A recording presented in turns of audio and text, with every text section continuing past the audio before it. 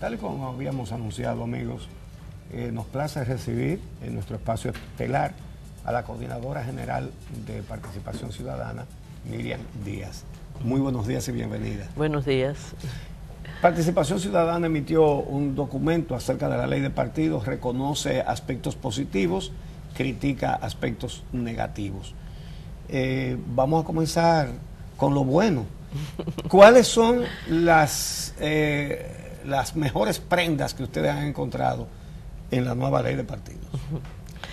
Bueno, como esta ley se ha estado debatiendo por tantos años, realmente queda siempre el sabor amargo, primero, de lo que cuesta en el país dar algunos pasos adelante, porque eso es lo que se ha dado, algunos pasos adelante. Y cuando se dan algunos pasos en países como los nuestros, donde hay tanta dificultad para avanzar, sobre todo en lo que es la organización y la regulación de la actividad política, hay que celebrar esos pocos pasos, como cuando un bebé comienza a caminar, que todo el mundo hace una bulla celebrando que dio unos pasos. En esa condición es que nosotros estamos en el país, que tenemos que celebrar cosas que en muchos países ya se han logrado hace muchos años. Por ejemplo, la regulación de la precampaña. Digamos que se establezca un periodo específico para precampaña. Sí, eso es bueno. Que aunque ya la Junta había dado pasos en esta regulación, primero no se había establecido el tiempo y luego pues es posible que presiones pudieran hacer que la Junta abriera el periodo de precampaña antes. Bueno, ahora ya tenemos 3 meses para precampaña, con restricciones de publicidad, de actos públicos y una serie de elementos que deben cumplir los candidatos. Entonces, en este sentido, pues podemos afirmar que esto es un avance, puesto que anteriormente no existía ninguna restricción. Ahora mismo, por ejemplo, los candidatos que tienen actividades planeadas deben suspenderlas, los precandidatos, porque ya están fuera de la ley, deberían suspenderlas, eso en primer lugar. El reto va a ser ahora de que eso se cumpla, como ocurre con todas las leyes en nuestro país, que con frecuencia se emite la ley y luego la clase política se las arregla para no cumplir. Supongo que ustedes estarán muy alertas. Bueno, estaremos. Para el momento en que venga la primera violación. Sí, estaremos. Otro aspecto que se destaca, que podría decirse que es un aspecto de doble filo, pero el establecimiento de los topes para los gastos de los precandidatos. Son altos, pero por primera vez hay límites. Pero hay límites. Sí. Eso, el pero siempre tiene que existir aquí. Esos topes realmente nos dicen hasta dónde ha llegado el gasto de la clase política y lo peligroso, lo que eso tiene que ver con el aspecto corrupción. Porque si hoy estamos hablando de que un precandidato a la presidencia tiene un tope que pasa los 500 millones de pesos, eso significa que era más de eso lo que se gastaba, o anda por ahí. Pero además es una negación de democracia. Sí, el que no tenga 500 millones de pesos que ni sueña, que no se evita, que no va. Absolutamente, pero es que es una precandidatura. Y si está dispuesto a gastar 500 millones de pesos o más en una precandidatura, ¿cuánto va a gastar en una candidatura? O sea, debe ser mucho más, porque no es lo mismo competir al interior de un partido político que competir frente a las demás fuerzas de los demás partidos, y sobre todo en una situación que pudiera estar bastante competitiva en la posición, ya sea de presidente. Los mismos topes para senadores, diputados y alcaldes son topes muy altos, que de la única manera que una persona puede gastar esa cantidad de dinero es porque lo va a recuperar. Y aunque celebramos que se hayan puesto los topes, entendemos que la realidad del país va a obligar a que esos topes sean revisados en un futuro, quizás ya no para las elecciones del 2020, pero más adelante, para que sean adaptados a los controles que en muchos países existen hoy en día para los gastos. Digamos que por ahí están los aspectos más positivos que se han podido detectar. Vámonos a los desafíos y a los retos que quedan después de la promulgación de esta ley. Bueno, los principales desafíos están relacionados primero con el cumplimiento, porque no hay sentido que una ley luego sea burlada. Y el establecimiento y los controles, el seguimiento que pudiese darse a lo que establece la ley.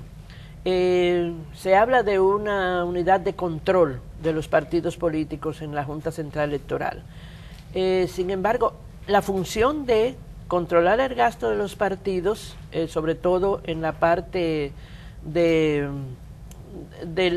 gasto público, siempre ha estado presente. Y la principal característica de los últimos periodos electorales es que eso no se ha ejercido. Ojalá que la Junta Central Electoral, ahora amparada en la ley, pues proceda a establecer real y efectivamente ese control, porque no hay ninguna garantía de que se va a cumplir. ¿Qué pasa con el tema de las sanciones, por ejemplo? Cuando un partido o un precandidato o un miembro de una organización política viola alguno de los artículos que contempla la ley, ¿qué sanciones prevé la ley, y a partir de ahí si la consideran ustedes como adecuadas? Las sanciones siempre son muy benignas, muy débiles. Sí. Sin embargo, ojalá que se ejecuten esas sanciones. Cuando comience a aparecer que son 50 salarios mínimos, ¿verdad? Que lo que se estableció, y eso hace alrededor de 250,000 pesos en este momento. En contraste con la multa y la prisión que ponen para el que haga un mensaje negativo a través de las redes sociales hacia un candidato. Exactamente. Negativo sin especificar qué clase de negatividad. Sí. Estamos poniendo como ejemplo que si alguien pone que Félix Bautista dijo que tenía 547,000 pesos y la superintendencia de banco dice que depositó 27,000, el que pone eso es negativo para Félix Bautista. Entonces, el que diga eso va 1 año de prisión, y entonces no 50 salarios mínimos, 500. Ese artículo, ¿qué opinión le merece a Participación Ciudadana? Bueno, es el artículo 44. Sí, realmente no está mencionado en nuestro comunicado ese artículo, pero es una demostración de cómo el Congreso Nacional, la clase política a través del Congreso, se protege a sí misma con disposiciones como esta. Nosotros esperamos que la gente no le vaya a tomar miedo a eso. Por nuestra parte, nosotros no le vamos a tomar miedo a ese artículo. Si ellos quieren enfrentar a todo el que critique, a todo el que alerte, a todo el que diga algo sobre los candidatos, se van a encontrar con una ciudadanía que no está dispuesta, y unos periodistas como son ustedes aquí, que no están dispuestos a dejarse amedrentar por ese tipo de supuestas amenazas. Pero esto no es contra los periodistas, esto es contra todo el mundo. Es sí, mensajes en las redes. Sí, por eso digo. Y hay mucha gente que se atemoriza y dice, ay, me pueden cantar un año. Sí, eso y 500 salarios mínimos. Eso es cierto. Lo que nosotros apostamos es a que la gente no se deje amedrentar por este tipo de cosas. Porque si vamos a vivir con ese miedo, imagínense ustedes. O sea, realmente ese es un aspecto muy objetable de la ley, porque no hay proporción entre las sanciones que ellos se ponen a sí mismos y las sanciones que le ponen a los demás por criticarlos. Repite, ¿para qué delito es 50 salarios mínimos? Para violación de la ley. Cualquier aspecto de violación de la ley. Pero las violaciones que hagan los partidos y los candidatos. Y los candidatos, exacto. Ellos pueden incurrir, mínimo, por ejemplo. Y al ciudadano que lo critique, entonces 500 salarios. Ellos pudieran incurrir en gastar un dinero que no está permitido. Por ejemplo, eso puede ser un delito.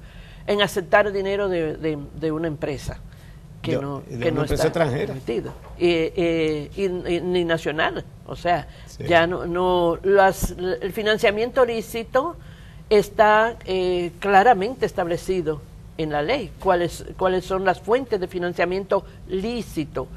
Lógicamente, la ley tiene aspectos que como no los define muy bien, igual que ese mismo, que significa campaña negativa, o qué significa ataques negativos a los candidatos. Sí, exacto. Pero también tiene otros aspectos, como son ese de que, por un lado, menciona como las fuentes de financiamiento de los partidos. El tema de la fiscalización de las donaciones y del financiamiento de las campañas. Sí, pero quiero decir, lo menciona como financiamientos lícitos, lo que aporta el Estado, lo que pueda producir el partido y las donaciones de personas físicas. De personas.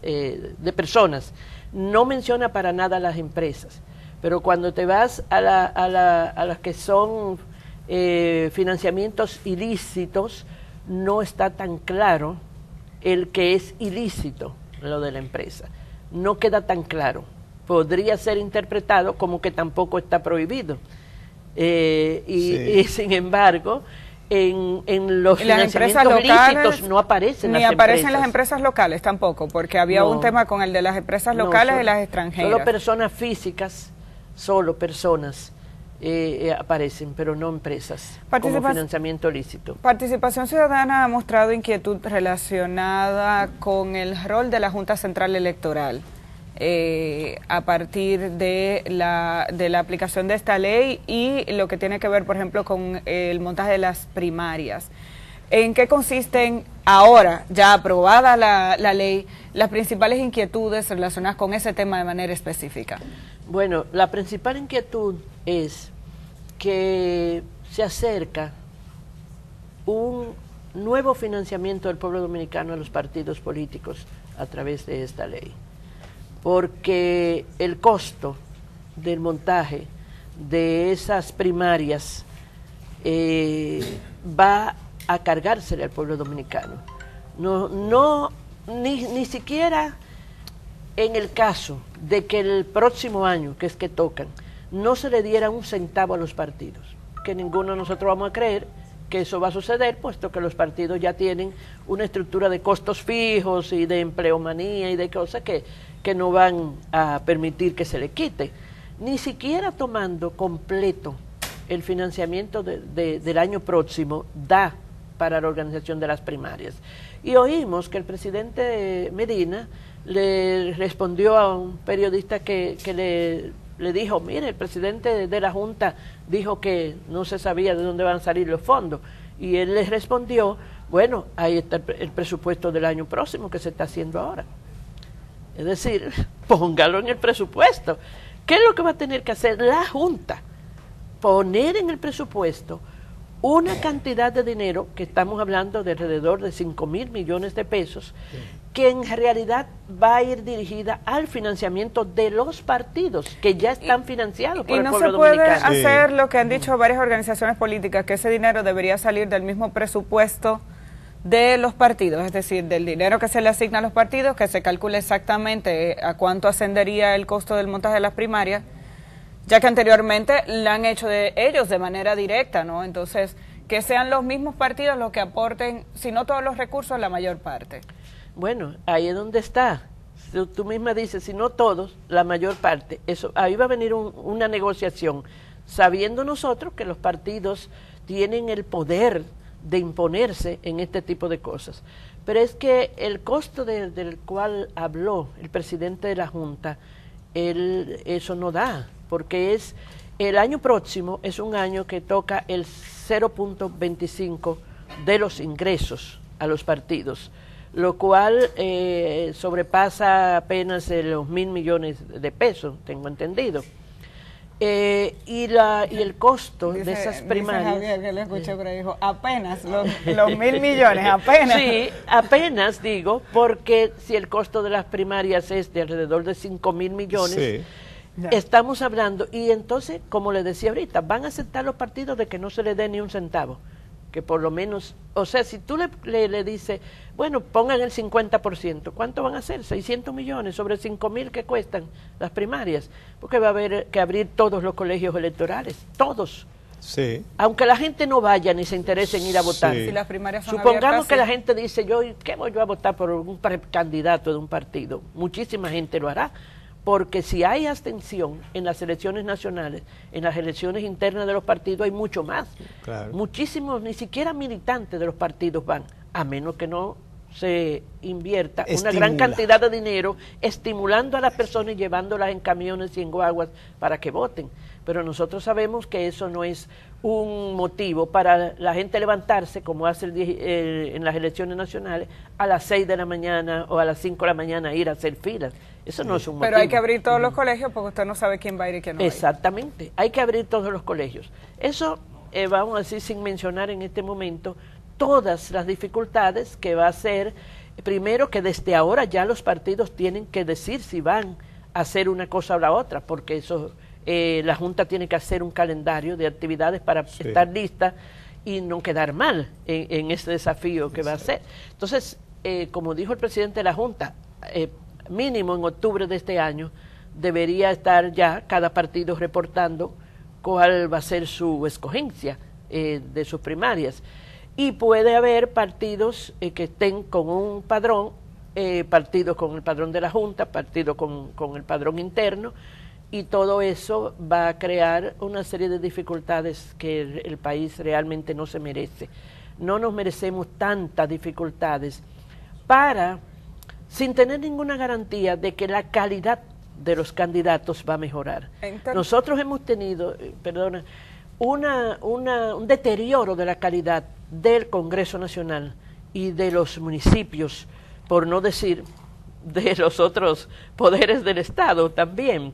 Pero por lo menos ahí se ve clara el deterioro de este Congreso. Entonces, para darnos ese lujo de tener esa representación tan precaria en todos los sentidos, en el sentido ético, en el sentido de conocimiento, en el sentido de ciudadanía, para eso nosotros tenemos que invertir tanto dinero.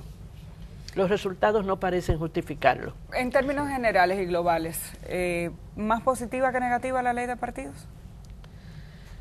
Digamos que si le damos seguimiento y se logra cumplir muchas cosas, será un paso de avance. Y así es que lo queremos calificar, como un paso de avance. Pero no es lo que nosotros, como sociedad civil, hemos aspirado a tener. No es lo que nosotros hemos querido.